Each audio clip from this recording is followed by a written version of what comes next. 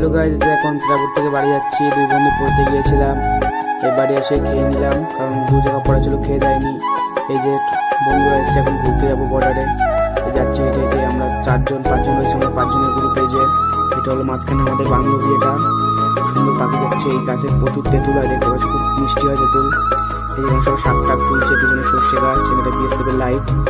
এটা হচ্ছে সিংহমুড়া বর্ডার। এই সবাই একটু আড্ডা মারছি, ফটো তুলছিলাম। এইটাও যাচ্ছে, বান্ধবীটাও যাচ্ছে আমাদের সঙ্গে।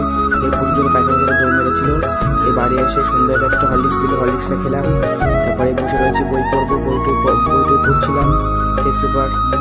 তারপর একটু এসে র্যাকেট খেললাম, গাটা একটু গরম করছিলাম।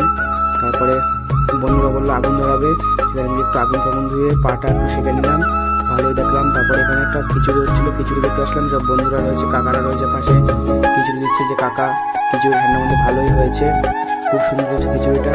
আর এরকম ভিডিও দেখার জন্য চ্যানেলটা সাবস্ক্রাইব এবং যারা ফেসবুক দেখছে চ্যানেলটা ফলো করে দিও।